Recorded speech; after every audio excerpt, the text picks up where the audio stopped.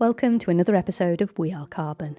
I'm Helen Fisher and I'm joined by Duncan Catchpole, founder of the Cambridge Food Hub and author of Local Food Ecosystems, a book which covers much of the thinking behind the Hub's work. There are so many incredible examples of people regenerating soil and ecosystems out there, people working in harmony with the land to bring benefits to the climate, food resilience and nutrition, to name a few. But with agriculture being a cornerstone of our economic models, to be able to fully support those who are thinking sustainably in the field, we need to also think sustainably about the entire network that they tie into. It's been a huge pleasure, therefore, to have this opportunity to speak with Duncan about the steps that they've been taking to join the dots within a food supply chain in an entirely new way, in and around this small hub within the east of England. Their vision is a better food system, one which supports people and planet, and in particular is there to support a diversity of local food producers whose success is central to making the whole vision possible. It is a realisation of regenerative principles, including circularity and interconnectivity, being put into practice to coordinate food supply in a far more forward-thinking model. There's elements within this that I think could be of huge inspiration and relevance to other locations and sectors, so I hope you'll pick up some ideas to mull over. There's links to related episodes and further info recommended by Duncan in the description. New episodes of this podcast are added every other Tuesday. You can find them on YouTube and your favourite podcasting platforms, so don't forget to subscribe to keep up to date. Right, let's get stuck in. Hi Duncan, thank you so much for joining us. Would you like to kick us off with just a quick introduction to yourself and also how you became interested in this concept of local food ecosystems? Certainly, yeah. So, my name is Duncan Catchpole. I'm the founder and owner of the Cambridge Organic Food Company, which is a Cambridge-based organic vegetable box scheme. So we deliver around about 1,000 veg boxes each week, and predominantly these boxes are filled with produce which has come directly from farms which are local to Cambridge. But also, in addition to that, another aspect of our business is Cambridge Food Hub, which is more of a business-to-business food supply chain coordination enterprise. And in that, we're particularly putting a new concept in local food supply chain coordination into practice. And this concept we've called the local food ecosystem. And on the back of that, I've got a copy right here.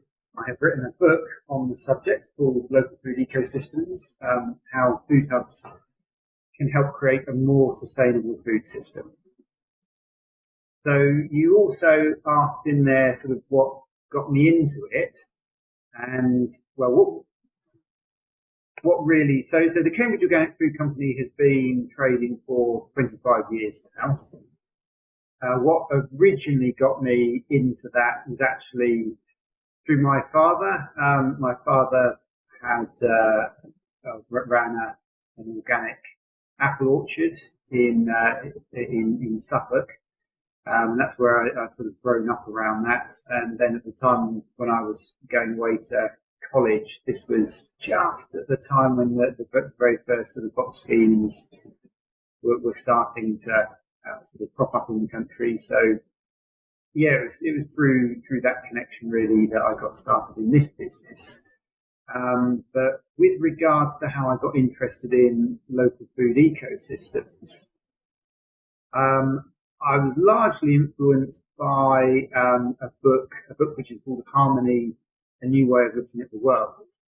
And this talks about what are known as principles of harmony, which might also be described as an observation of the laws of nature, of the way things work in natural ecosystems. So that really got me thinking about, how these principles, which in some ways are the antithesis of the way that sort of the incumbent sort of economic paradigm worked, which is very much a linear process. But yeah, how these sort of principles of harmony, which are much more circular in their nature and sort of based on principles such as wholeness, interconnectivity, diversity, adaptation, etc. The way things work in a natural ecosystem. So I really set about thinking, how might these principles be applied to the thing which I know best, which is food distribution, so hence coming up with the concept of the local food ecosystem. That's really wonderful. We've actually had Richard Dunn on the show, who takes those principles in a sort of different context and does education particularly for young children. So yeah. I think it's so beautiful how there's an intertwining of the mindset and how those principles can go through different areas of our lives. Yeah, I'd say really those principles should apply to or should and could apply to everything, if only sort of people that way inclined and sort of want to actually sit down and think, okay, how might I apply this to textiles or banking or whatever whatever sort of thing serves the human race. Let's try and apply principles of harmony to that. Absolutely. Yeah, fantastic. And predominantly with the work that you're doing with Cambridge Organic, that's more of a distribution focus for yourself. Has it always been that way, or do you have a background in growing? Is that more what your father is sort of influenced? A little bit. I through the connection with the orchard, obviously I've grown up picking apples. Remember as a teenager, quite often I'd get some of my schoolmates and we'd pick apples in the morning, and then we'd be given a bit of money for doing that, and we'd go off spending it in the afternoon. So those were sort of good days. That was sort of summer holidays as a teenager. But then there was one year in particular where I actually took over management of the orchard myself. And I tell you what, I've never worked as hard for so little money, ever really. So that experience was fantastic. It was an absolute pleasure, because I did it with my dad as well, who's since sort of passed away, so he's no longer with us. So I'm really thankful for that year of sort of doing it with him and sort of really getting close to nature and really getting some hands-on experience of food production. But the greatest learning experience from that is just how much hard work it takes to produce food. And I gained an awful lot of respect for anybody that runs sort of food production enterprise. So real hats off to anyone who's involved in farming and food production, really, because these guys work incredibly hard for really very little return. That's an incredibly good point, because we can take it for granted just where that food comes from. It's there on the shelf in the supermarket, and you just sort of, the mindset of people going shopping is, how can I have that conveniently? How can I have it for the best cost? But the journey of it that it's gone through, and the number of hands being involved in the farming of that food and getting it to that shelf, it's an awful lot of work, as you said, and it's a very detached process for many people. So I think there's an aspect of that in what you're doing with the food ecosystems that's connecting people back to the production of food, even though they might be detached from that in their careers and their life and their jobs, but actually seeing where my food comes from, taking an interest in whether that's having an impact on the environment in a good way or a bad way. So I think it would be really fantastic if you could, in your own sort of view of it, offer us an explanation of what is a local food ecosystem. How does it differentiate and encompass the principles of harmony? Certainly, yeah, I'd be happy to. So the word ecosystem was very, very specifically chosen to describe this concept because, as I say, we talk about the principles of harmony, and that's an observation of or a reflection of the laws of nature in practice. So every area will already have what I'd describe as a local food network. So any sort of city or region that you go to, there are food producers and there are sort of independent shops, restaurants, food processing businesses, etc. So that's what I would describe as a local food network. What really sort of differentiates that from a local food ecosystem is the way that those enterprises sort of interact with one another. I'd really sort of set my stall out and say I don't think there's really an example of a working example of what I'd describe as a local food ecosystem yet. So you're kind of describing something that doesn't really exist. But what would differentiate a local food network from a local food ecosystem really will be something about scale, and not just scale in terms of the number of enterprises that are involved in that system, but also the number of interactions which happen between them. And I'd hope that all sort of operators within this ecosystem would prioritise trading with one another before they would sort of over longer distances. So yeah, I'm gonna sort of come back a little bit and sort of say, what is the purpose of the food hub, sort of the role of the food hub within all this. And I'd say that the role of a food hub is to create a vibrant local food economy. That's the end goal. That's what you're trying to achieve, and then the food hub's role is really to facilitate that. But yeah, as I say, a vibrant local food economy would be characterised by an abundance of sort of small-scale local food producers. That's market gardeners, sort of farmers, both sort of large scale and small.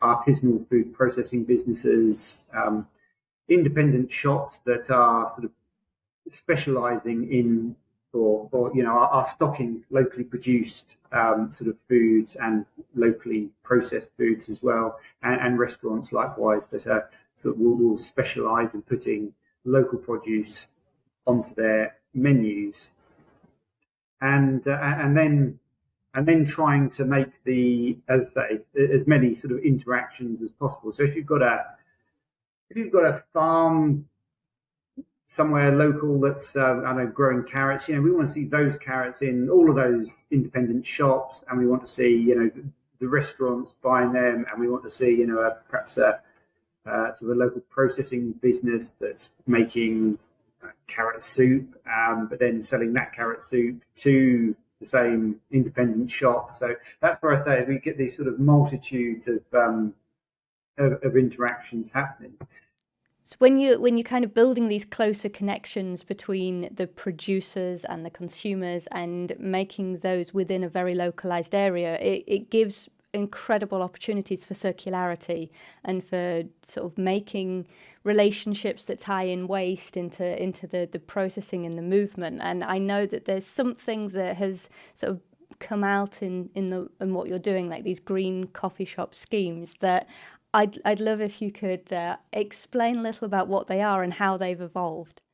So back in 2019, which is when the Cambridge Food Hub first became operational, we kicked off with something that we call the Green Coffee Shop Scheme, which is a lovely little sort of exemplar of the local food ecosystem concept in operation.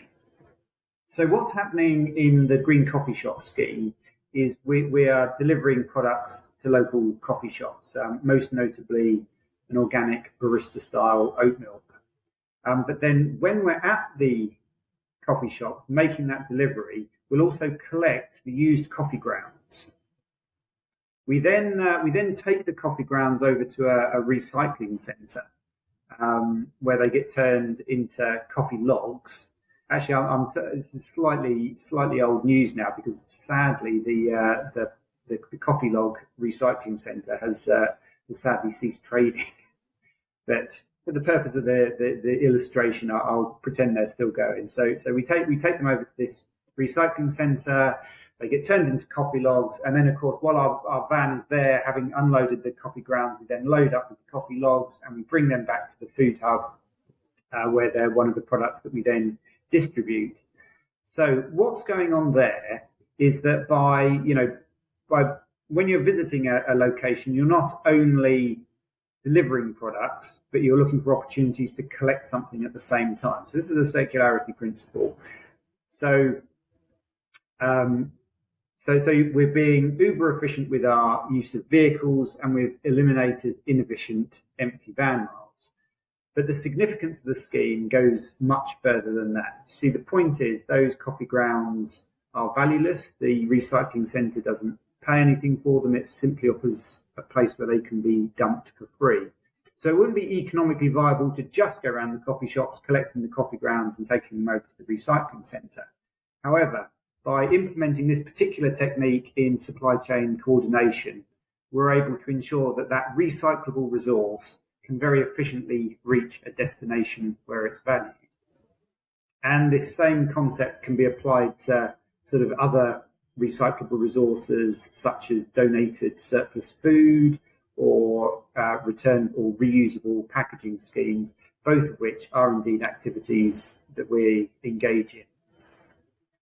Now, the point at which the green coffee shop scheme starts to hopefully give a glimpse of the wider local food ecosystem concept is that within a very short space of time, we had tremendous success with the green coffee shop scheme. And in fact, we were collecting around a ton of coffee grounds every week. And at this point, it was possible for us to start dividing the haul. So half would go to the recycling centre, and the other half would go to a local organic farm who would use it for compost. And of course, our van would come back from that delivery filled with organic vegetables.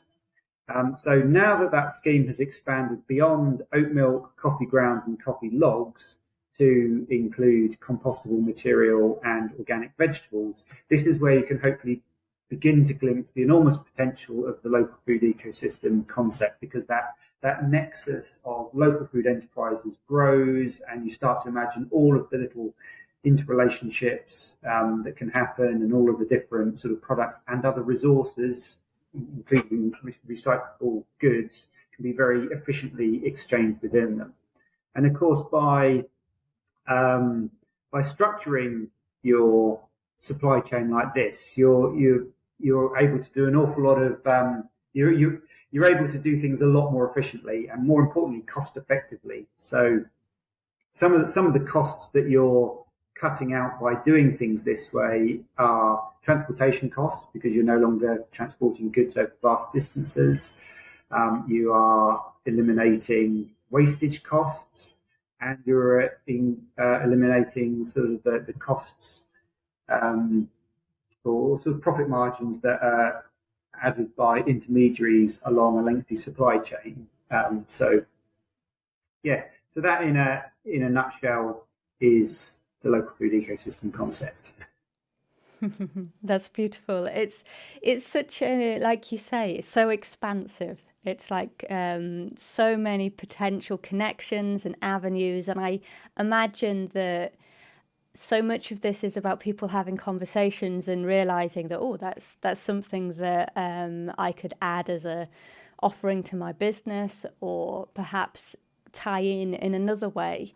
And I think that there's so much of this that underlies the power of simplicity, because none of it's really rocket science, but it's incredible that sort of volume of coffee waste that you're talking about. That is huge, and to be able to then utilize that locally for fuel, you kind of can start to see the impact. It's not just reducing that waste, it's actually reducing the need for other sources of fuel. So that you can go off in all directions on this. Like you said, it's a bit of a it's a bit of a big picture, so it's very useful to have that as an example to sort of hone us in on.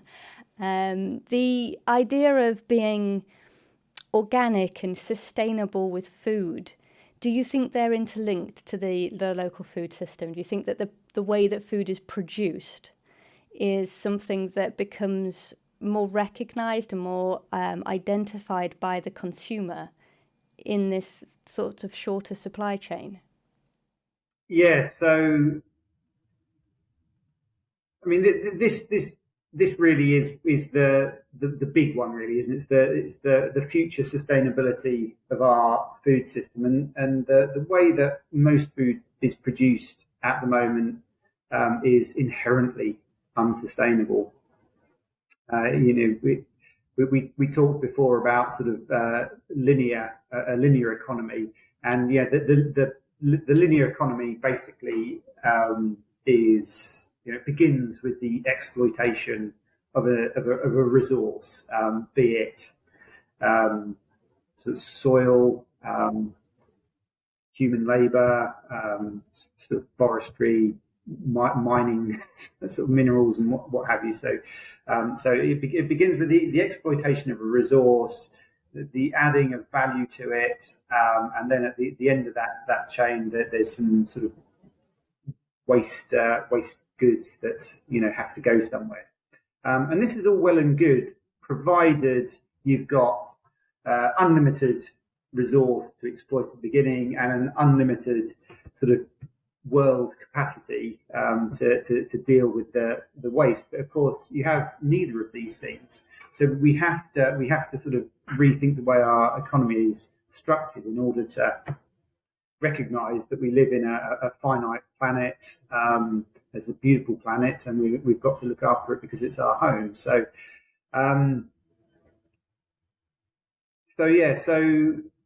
you talked about sort of organic, and organic food production is much more sustainable. It's much more based about sort of looking after that soil, because a well managed, the soil itself is its own ecosystem. It's beautiful stuff. It will continue to produce food forever if it's managed well. But if you're continually basically destroying the biodiversity that exists within the soil by continually adding pesticides and herbicides, and sort of farming it intensively so that soil sort of erodes away, then there are only sort of so many harvests left. There's only there's only so much of that our soils can bear. So there's an ever increasing sort of world population, and making sure that we're able to produce to feed that population sustainably, sort of several generations into the future, or you'd say indefinitely into the future, it really is of paramount importance to our species, basically. Yeah, it's just such a huge topic, and there's so many wonderful things going on around the world in different systems that are rebuilding soil, increasing the diversity of the soil, and ensuring that that can be regenerated, and then providing highly nutritious, sustainable food for the future. But there is this essential link in between of those projects, those farms producing this wonderful food, and the consumer making those decisions that that's what they're going to purchase to put on their table. And I think this is it's a really interesting area of discussion that I can kind of anticipate the work that you're doing with the ecosystems. It adds a potential solution, or a part of that solution, that's connecting the consumer to where the food comes from in a way that you don't have to sort of go and lecture them and say this is better for you, but you're actually just giving them that convenience. and building that into the routine of this is what's available, and it happens to also be really fantastic for you, really fantastic for the planet. Do you consider that the way that the ecosystem works, it seems to have a wonderful potential for businesses to diversify, or like you've talked about the utilization of the vehicles for, no wasted journeys, no empty vans, and that sort of scrapes back a little bit of the expenditure. Do you feel like all of this tied in together can be a good deal for the consumer if they're looking to support a smaller farm? It may be that there's a higher cost, but that it can be brought down a little bit, like that economic factor can make this equally affordable for the consumer. Yeah, so to come back to something that I said before, running a small, and I've been up and down the country, running a small food enterprise is hard. It's incredibly hard. Not only is it hard work, it's really hard, to make it financially viable. And the fact that we have any small food enterprises at all these days is really just testimony to those individuals who just want to do things the right way and who sort of roll their sleeves up and they're sort of prepared to sort of work in a highly principled way and sort of forego the kind of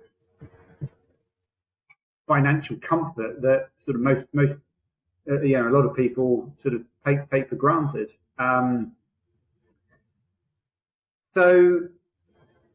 So what the food hub and the local food ecosystem is about? I'm very much one for what I call appropriate pricing of food. So we have to be aware, and we're becoming more and more aware of this because food prices have like this. We've become accustomed to sort of artificially low cost of food,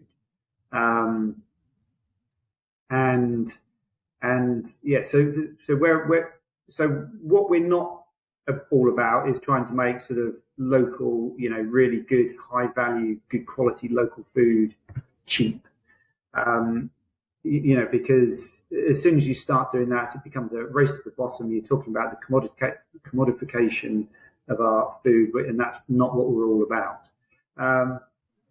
What we are trying to do, but by sort of doing things more efficiently, and as I say, addressing those costs like transportation costs, profit margins along sort of lengthy supply chains, high wastage. Those are good costs to be cutting out of our food system, and hopefully by doing that and enabling sort of more efficient trade between local food enterprises, you are at least able to bring sort of good quality, sustainably and locally produced food within a more acceptable tolerance of intensively produced food. Yeah, I think that it's a complex question because, like you've pointed out, we are used to food being too cheap. And it's difficult to say that when people are struggling and with so many increasing costs. We have to ensure that everybody can have those basic needs met. But when we look at the percentage of what people spend on food versus other things in their life, and then we look at how that money is being utilised to support all the middlemen, but not actually making it profitable for the farmer, that leaves a huge number of questions and problems that need rebalancing. And so, yeah, there's certainly no, we shouldn't be seeking cheap food by any means, but there's something, I think, about the resilience that a more localized system can offer, that perhaps if we fast forwarded and looked to the future, we'd have like the conventional, highly industrialized food kind of like this on the shelf. The price would be shooting up some months, like we see. We might call it cheap, but it's going to be very unpredictable. Whereas what is more sustainably produced can offer a little bit more of a consistent price. It might be higher, but I think there's a potential there for less unknowns in the production and the longevity of that viewpoint. If I can sort of add another point on that, when we talk about sort of this cheap food, it really is artificially cheap. I think what a lot of people don't recognize or understand is that there are a huge number of externalized costs that are associated with that cheap food. That gets, well, so some of it is covered, through our sort of taxation and, the money that we have to pay to water companies to, clean nitrates out of the water system, et cetera, et cetera. But so some of it is also just costs that aren't being met by anybody at the moment. So, when we talked about sort of exploitation of soils and the sort of destruction of the biodiversity, if you could put a commercial value on, all the sort of microflora and fauna that's within the soil and can allow you to produce, food indefinitely in a well-managed soil, that there is no sort of pound, shilling and pence value that you put on that, but it is incredibly valuable. And, by exploiting and destroying that soil, microflora and fauna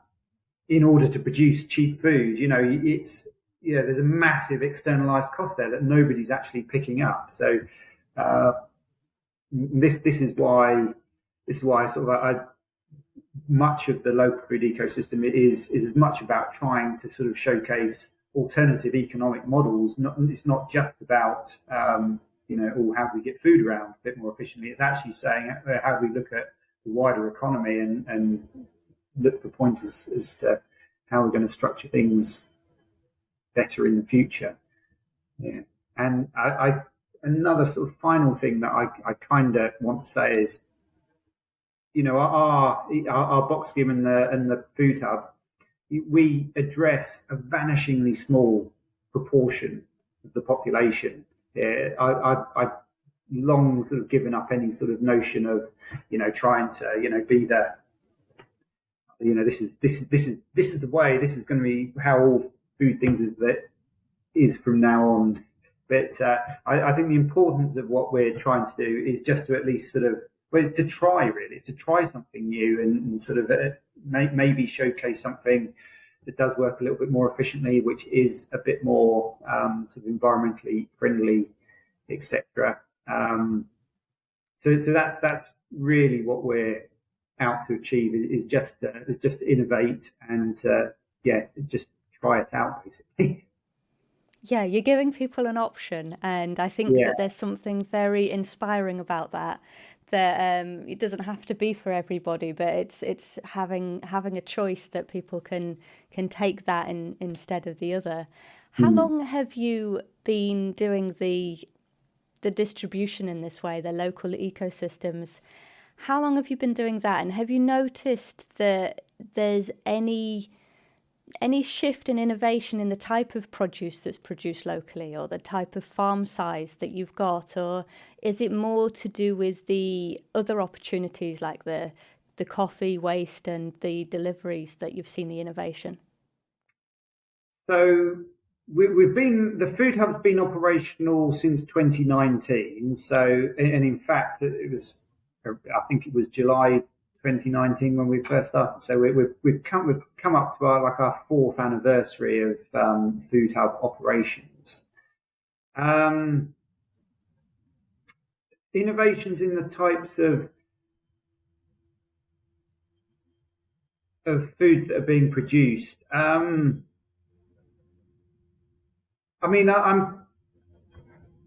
not sure if we've necessarily seen any innovations that I could directly attribute to the food hub being there. I think what the food hub has brought is like maybe a small step towards better viability for smaller scale businesses, and that's really what I'm all about. Every time I sort of visit a new market gardener or a food startup, I see a little bit of myself from 20 years ago, and also, as I say, through my experiences of running the orchard just have like an enormous amount of respect for anybody that sort of goes down that route. So yeah, it really is my passion. I sort of see someone that's starting out on their sort of like food producing journey, and I like just so desperately want them to be able to make a go of it. And if there's anything that the Food Hub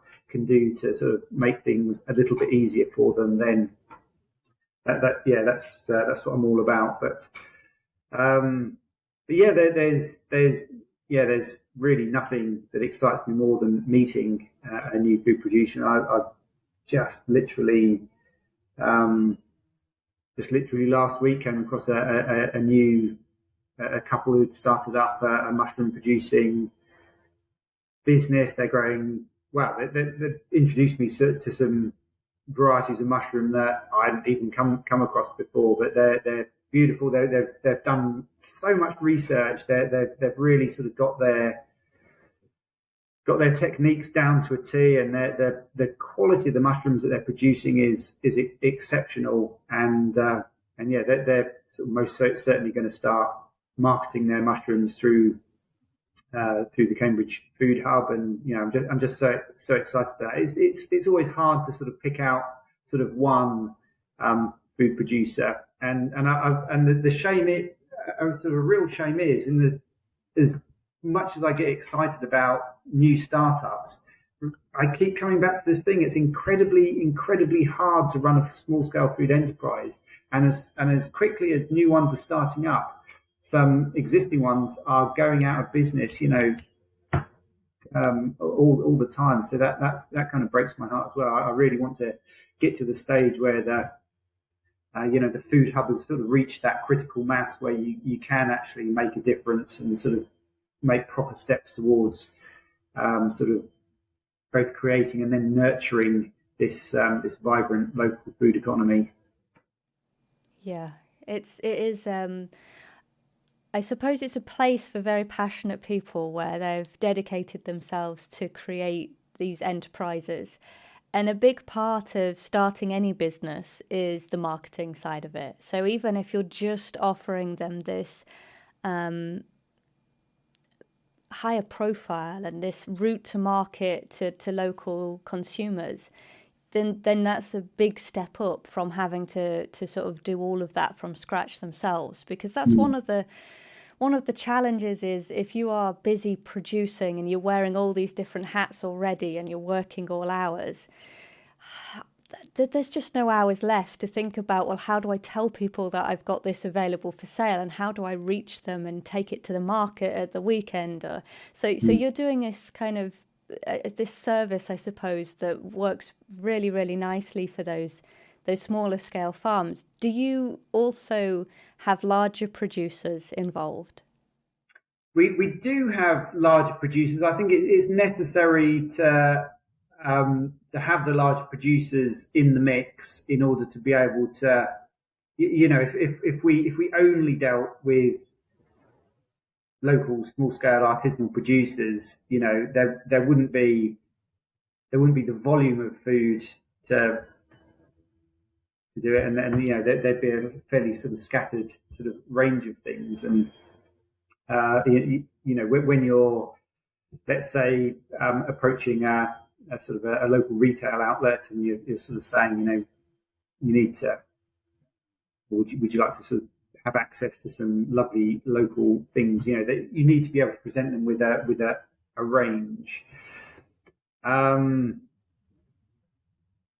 you were taught, I wanted to sort of reflect on sort of a point that you were making, because you're absolutely right.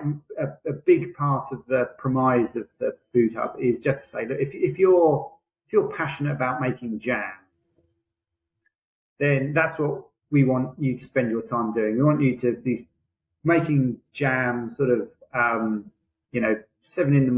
till 10 at night, and sort of just doing what you love doing and doing what you do best. And if you're sort of not so interested in invoicing and delivering things or marketing or all the other sort of bits that are necessary when you're running a small business, those are really the tasks that the Food Hub is there to provide for the smaller scale producer. So one of the reasons why small food enterprises are so few and far between. So let's talk about the mushroom startup that I previously mentioned. Now, in order to make that sort of a viable business, if say there's a farm shop that wants to stock their mushrooms, then they have to take responsibility of getting those mushrooms to the farm shop. And so the types of farm shops that likely to stock them. Let's say they might take 20 punnets of mixed mushrooms, and let's say it's about 5 miles between the mushroom farm and the farm shop. So those mushroom producers are going to have to maybe take an hour. Take about an hour, and they've got 10 miles worth of delivery. So a small, even a small average family car has got running costs of, these days probably about 50p a mile. So, you've got £5 in transportation, and if they, a real living wage rate of pay for the hour that it takes, then you're looking at around £17-18 worth of costs to deliver 20 punnets of mushrooms. So you can soon begin to see why that just simply isn't economically viable to run a business like that. So with the food hub, you say, what might it mean to those mushroom producers if they were able to get their mushrooms to the farm shop, receive exactly the same amount of money, but incur none of the costs of getting them there? That might just be the difference between viability of the business and otherwise. And that's exactly what the food hub is able to do. I'll be here an awful lot longer if I go into the more intricate details of our revenue model and how we actually accomplish that. But just take my word for it. We're able to do that for the mushroom producers or the jam producers. And we get them from where they need to be to the retailer or the end user, and it doesn't cost a penny for the small food producer. Yeah, which is, it just sounds incredible, really, in terms of what you're offering to the smaller producers and also to the farm shops, because they must have a greater array of products that they can offer more readily, which in turn it's good for local business in that way too.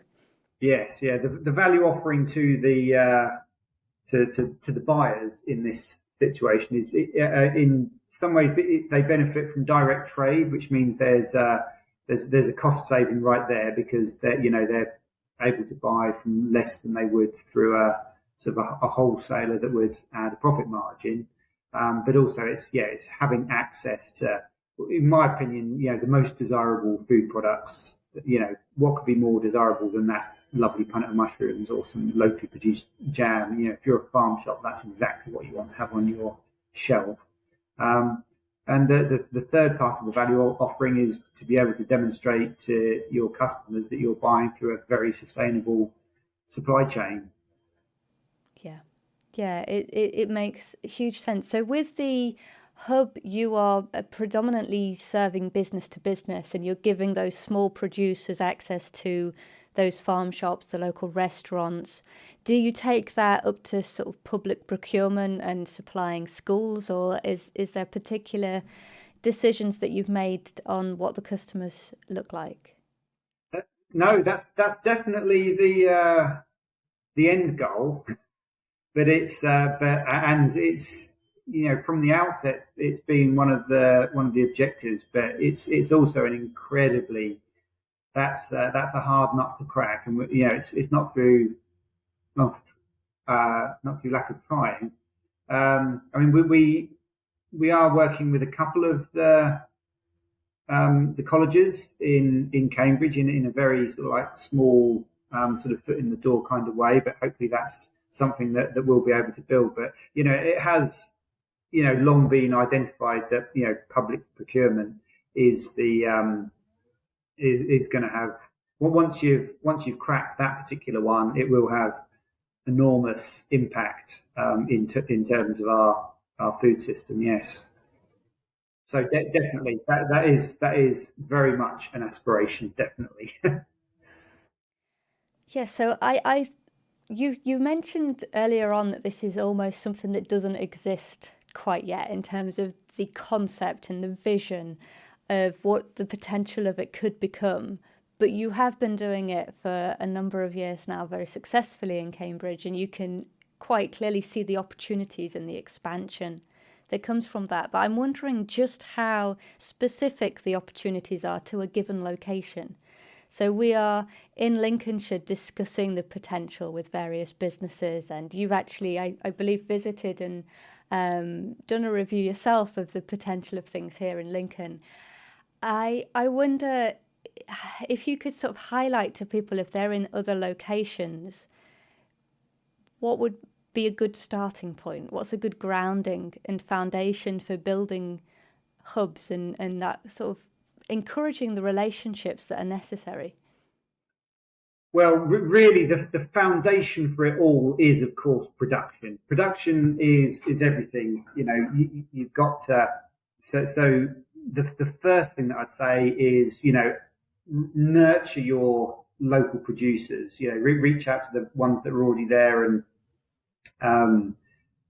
sort of show them that a sort of a local route to market is going to work for them. I hasten to add that I think Lincoln has got amazing potential for setting up a really top-notch local food ecosystem because it is such a productive part of the country. I'm envious of you living where you do, and when I did come up to Lincoln, I left on something of a high because not only have you got not only are you surrounded by fantastically productive land, but the practitioners that you have in the area, the people that I met were themselves really passionate about what they did and seemed really really up for it. They when the question was asked, do you want to set up a local food ecosystem in Lincolnshire? It's like everybody's hand went into the air.